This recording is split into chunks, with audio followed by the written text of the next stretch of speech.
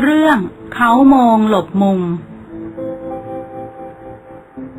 บ้านของเขาโมงอยู่ในโพรงไม้ใหญ่ที่อบอุ่นเขาโมงตัวเล็กกว่าพี่ๆทุกตัวพี่ๆชอบล้อเขาโมงว่าไม่ใช่ลูกของพ่อกับแม่เขาโมงน้อยใจและนึกโกรธ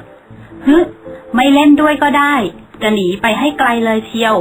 เขาโมงพึมพำแล้วหนีไปหลบมุมที่กิ่งไม้ใหญ่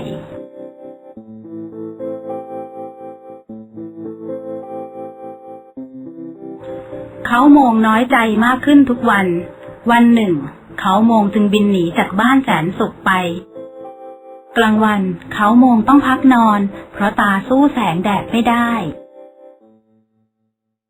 สัตว์อื่นหากินตอนกลางวันเมื่อมาพบเขาโมงต่างก็ตกใจอุ๊ยตัวอะไรไปให้พ้นนะกระรอกไล่เขาโมงเขาโมงลืมตาขึ้นแล้วก็ต้องหลับตาปีเพราะแสงจ้า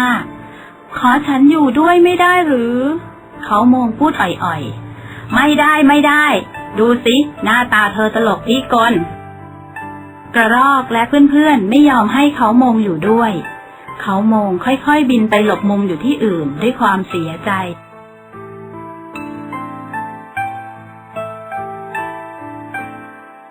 กลางคืน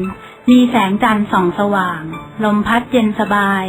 เขาโมงรู้สึกสดชื่นจึงออกมาเดินเล่นกระรอกกระแตกระต่ายมาเล่นกับฉันสิจ๊ะเขาโมงเรียกเพื่อนๆฉันจะนอนกระรอกตอบอย่างโมโหเสียใจถึงฉันจะชอบชมจันทร์แต่ฉันก็ไม่ชอบเล่นกับเธอกระต่ายบอกเขาโมงจึงบินไปหลบมุมอยู่ที่อื่นด้วยความเสียใจเขาโมงคิดถึงบ้านเขาโมงค่อยๆบินกลับบ้านแต่ก็ยังไม่กล้าเข้าบ้านเขาโมงหลบมุมอยู่ที่กิ่งไม้ใหญ่และแอบมองเขาโมงเห็นความวุ่นวายในบ้านของตนแม่ร้องไห้ด้วยความเสียใจพ่อบอกว่าหาจนทั่วแล้วแต่ก็ไม่พบเขาโมงพ่อเอ๋ยเจ้าตัวเล็กของพี่บ่นถึงเขาโมงเขาโมงเพิ่งตระหนักถึงความรักของครอบครัวเขาโมงเสียใจที่ทำให้เกิดเรื่องวุ่นวายหนูขอโทษเขาโมงกระซิบเบาๆแล้วค่อยๆโผล่หน้าออกมาแม่จ๋าเขาโมงร้องเรียกแม่เขาโมงจริงๆด้วยหนูมาหลบมุมอยู่ที่นี่เองหรือจ๊ะแม่กอดเขาโมงด้วยความรักเขาโมงจะไม่หลบมุมอีกแล้วจ้ะเขาโมงนึกในใจ